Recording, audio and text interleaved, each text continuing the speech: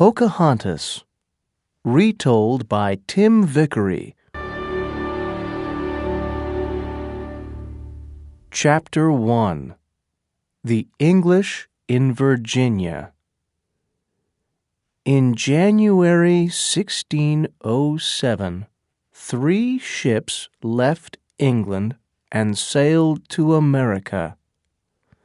There were 150 men on the ships, and they wanted to find a new world in the West, a home in a new and exciting country.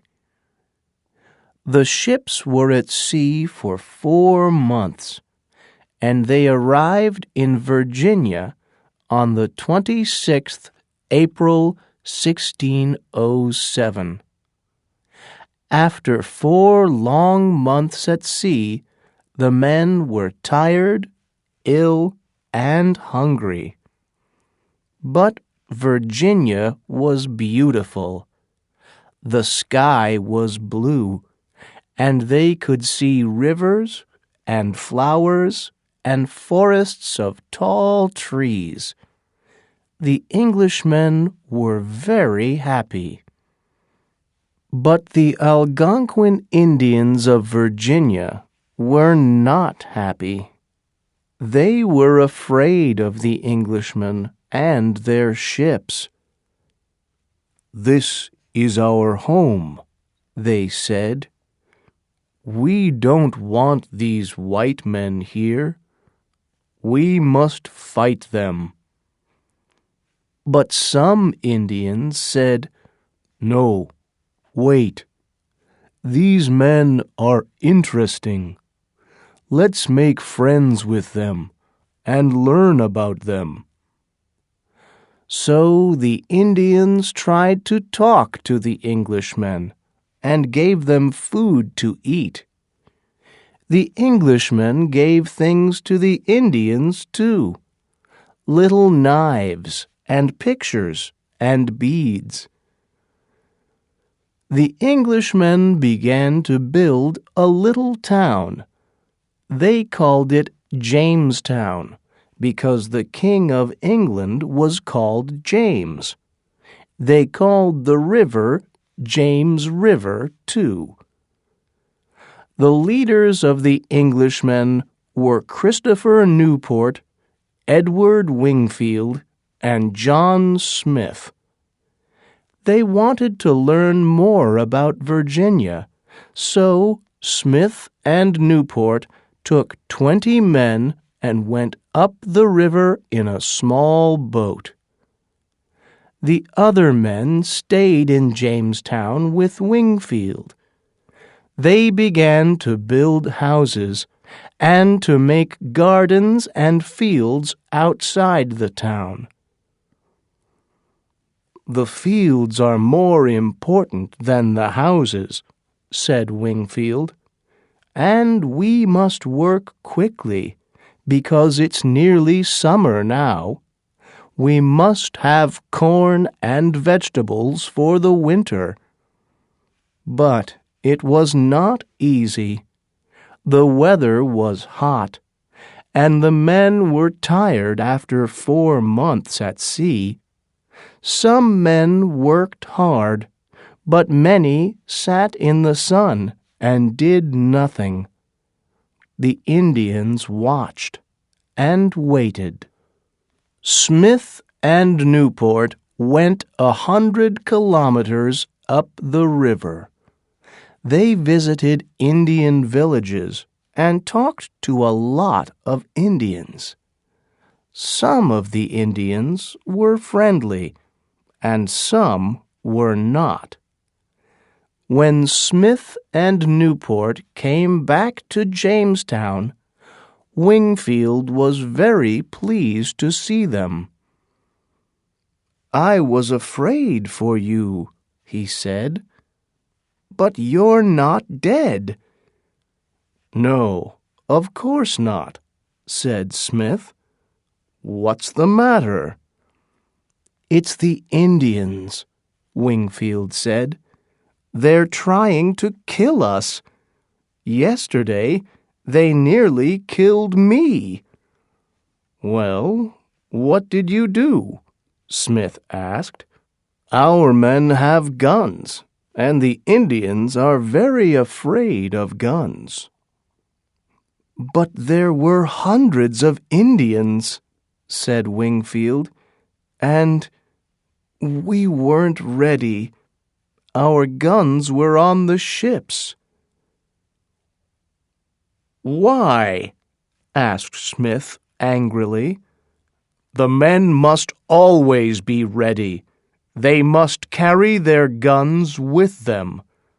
The Indians tried to kill you because they weren't afraid of you." "Yes, but we must be nice to them," said Wingfield. "We can be friendly, but we must be careful first," said Smith. "We must build good walls round the town and put the big guns from the ships on them. Then the Indians can't kill us." For a month, everyone worked hard. They built walls round the town and moved the big guns from the ships. But the men were afraid to work in the fields because of the Indians, and the sun got hotter and hotter. In June, Newport went back to England with 2 of the ships. 105 men stayed in Jamestown. They had very little food. The corn from England was now bad, and the new corn in the fields was not ready. The river water was bad too, and soon many of the men were ill with a fever. 46 men died that summer. Some of the men tried to leave Jamestown and go home in the ship, but Smith stopped them. "We're here to work and to build a new town," he said. "But first, we must find food. There are birds in the sky, fish in the river, animals in the forest. We must kill them and eat them. And we must get corn from the Indians, too. I can do that." Smith wasn't afraid of the Indians, but he was always very careful. He carried his gun all the time. Most of the Indians were afraid of Smith, but they liked him too. He was friendly, and he loved their beautiful country. And he learned their language because he wanted to talk to them and understand them. Often he gave the Indians little things from England, and they gave him food. But when winter came, there were only 50 men alive in Jamestown. They had some food, but they needed more.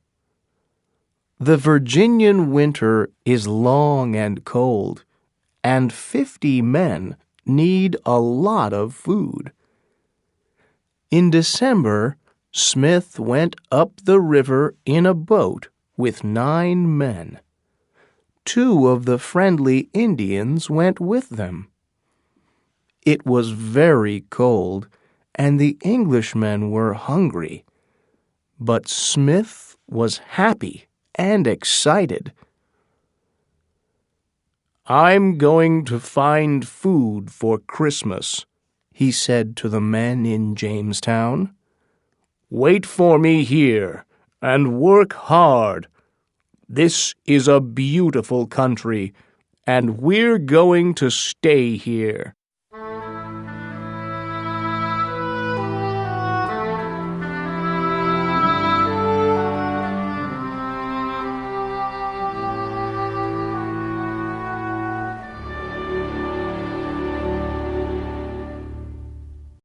Chapter 2 John Smith and Pocahontas. There were a lot of Indian villages in Virginia, and every village had its chief. But there was only one king. That was Powhatan, and he was the king of all the Algonquin Indians. "Tell me about these white men," Powhatan said to his brother, Opechancanough. "They are living in my country and killing my people. I want to see one of them." Powhatan's daughter, Pocahontas, heard this. She was 13 years old. "What are white men, father?" she asked. "Are they white because they are ill?" Powhatan smiled. "No, little Pocahontas, they aren't ill," he said. "They are a new people from over the sea. Perhaps we can see and talk to a white man soon. My brother is going to find one for us." The next day, Opechancanough went into the forest with 200 men. They found John Smith's 9 men next to their boat by the river. Smith's men were afraid and got out their guns. But Opechancanoug's men killed 2 of them, and the other 7 ran away.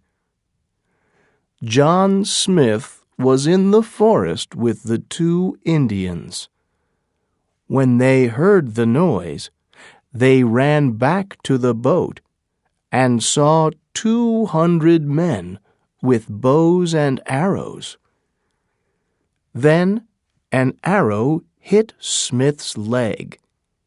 He quickly took out his gun and put a friendly Indian in front of his body. "What do you want?" he asked. "Don't come near me." "King Powhatan wants to see you," said Opechancanough. "Give me your gun." "No," Smith said at first, but there were 200 Indians, and he was one man. So he gave them his gun and went with Opechancanough to Werowocomoco, the village of King Powhatan. In the village, everyone came out to see the Englishmen. Pocahontas looked at Smith carefully. He was very interesting. He was not very tall, and he had hair on his face. Indian men had no hair on their faces. And his eyes were blue. All the men in her village had brown eyes. She looked at Smith's blue eyes for a long time. They were beautiful, the color of the sky. Smith smiled at the little girl and closed one of his eyes for a second. Pocahontas laughed, and then she smiled back at him.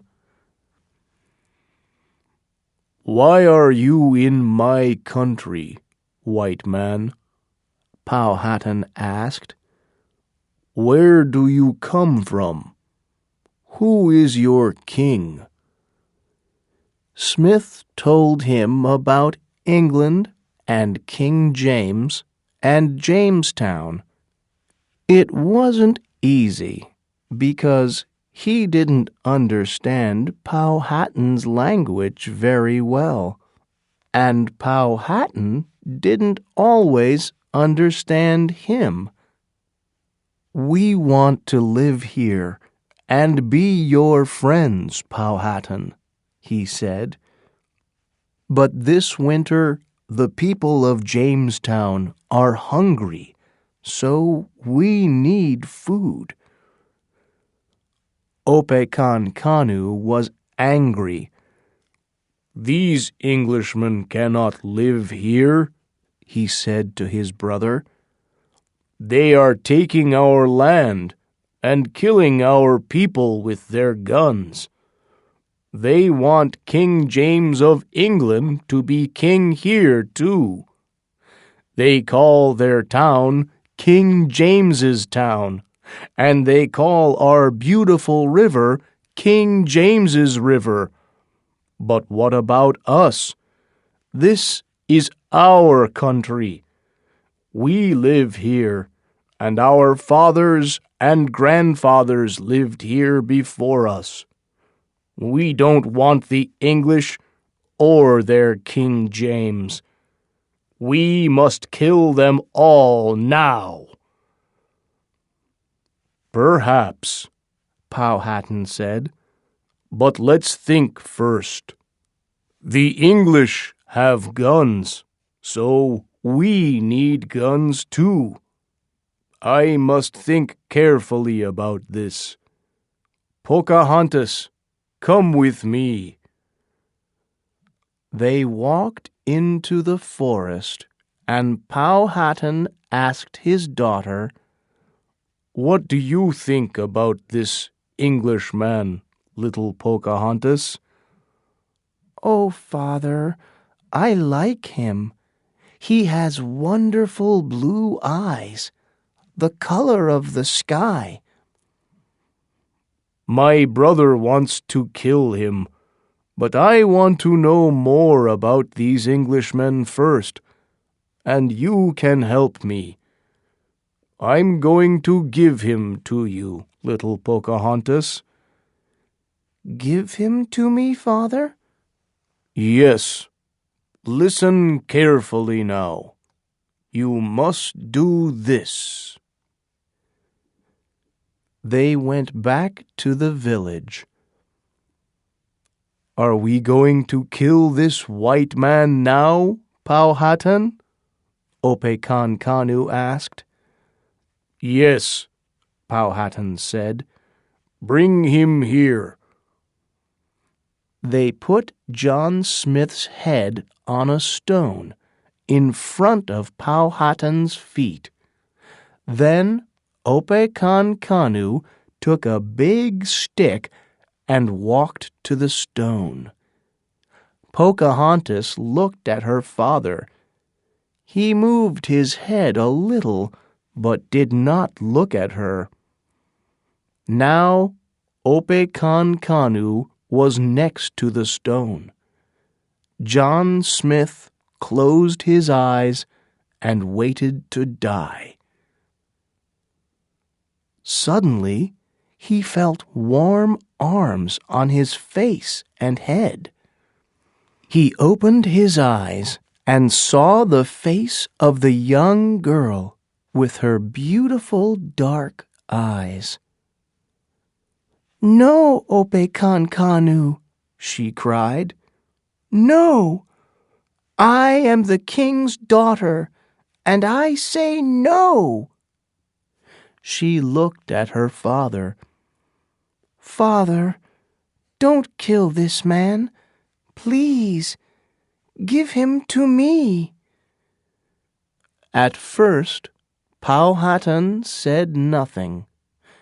Then, slowly, he smiled. "Very well, Pocahontas," he said. "You are only 13 years old, but this white man is not very big. He is a boy with hair on his face. You can have him." Angrily, Opechancanough put his stick down. Pocahontas smiled. "Come with me, white man," she said to him. "You are my Englishman now. Come."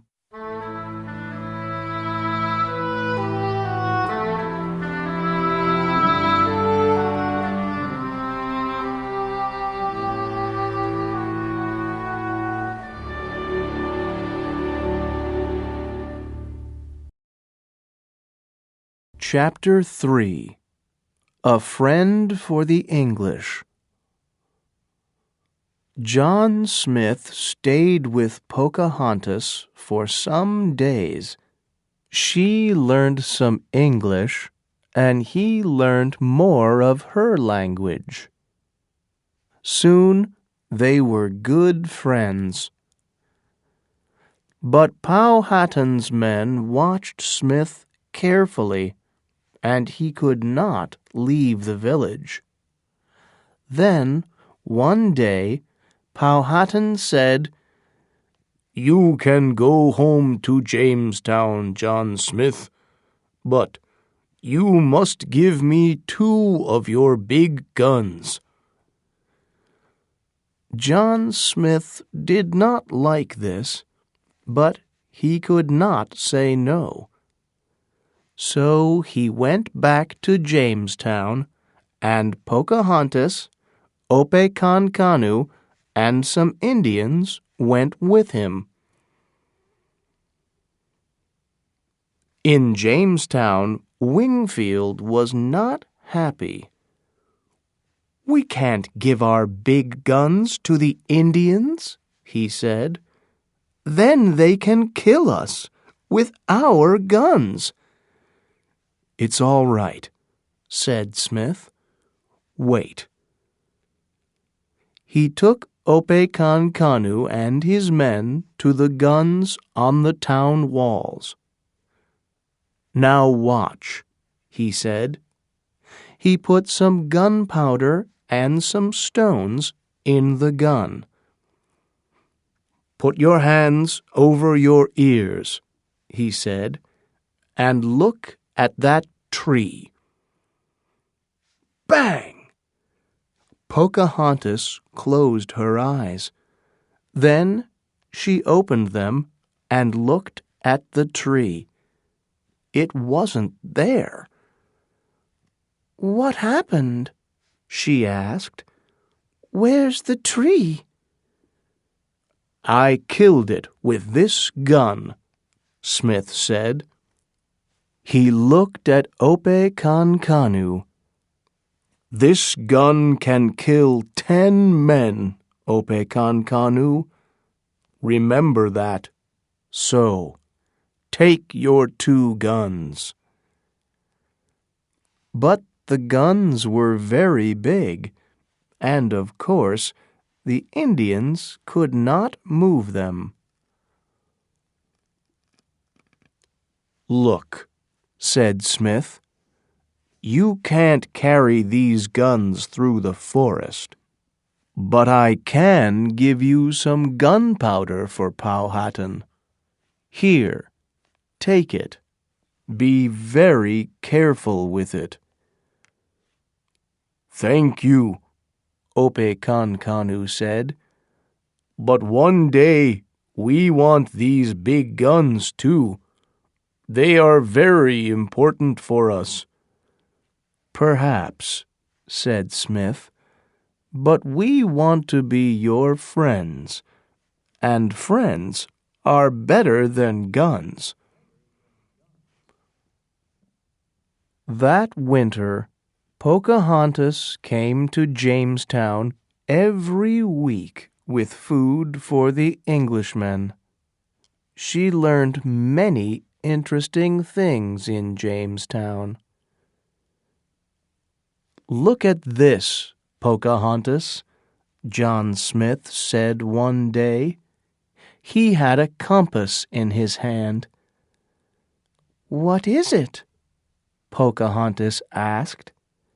She tried to put her finger on the arrow in the compass, but she couldn't. "It's a compass. The arrow always points to the north, Smith said. Where is the north? Do you know? Of course I know. All my people know that. Well, look. The arrow in the compass knows it too. Why can't I put my finger on it?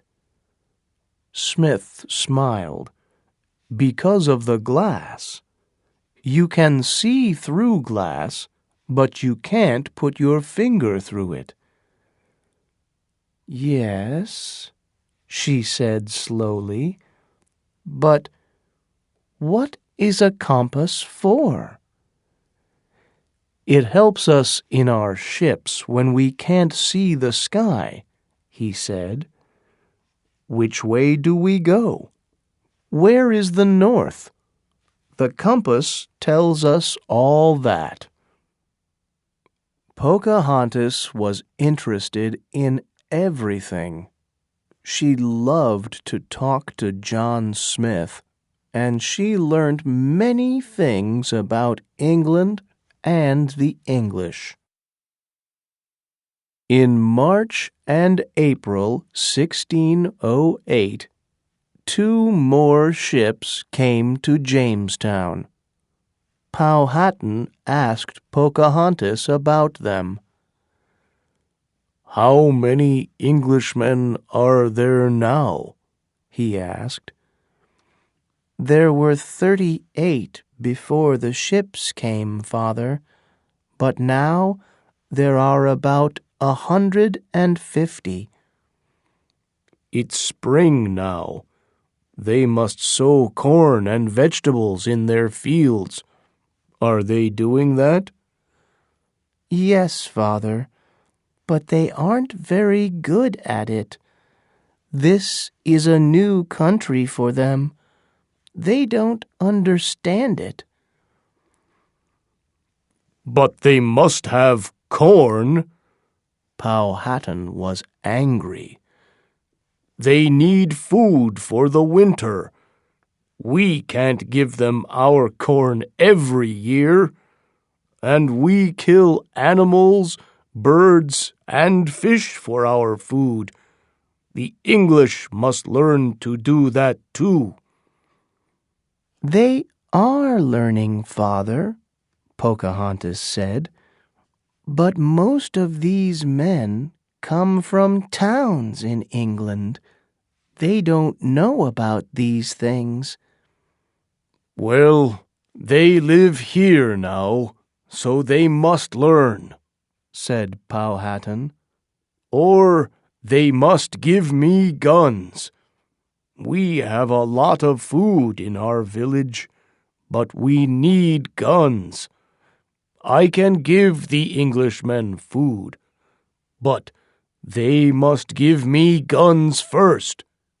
Tell that to your English friends, Pocahontas.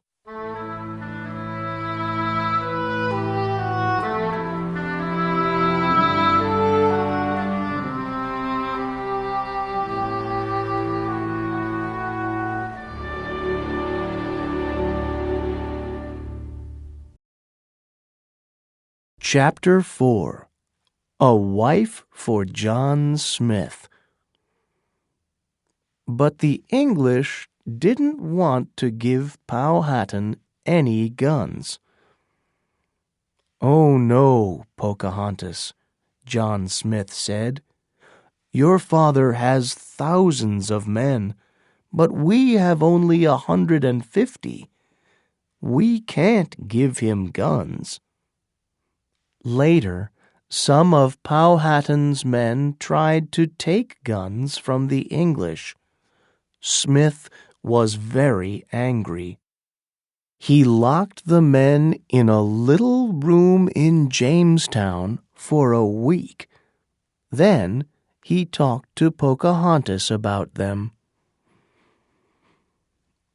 I'm very angry with these men, Pocahontas, he said, but I'm not going to kill them. because your father didn't kill me in Werowocomoco. I'm going to give them to you. Take them home, Pocahontas."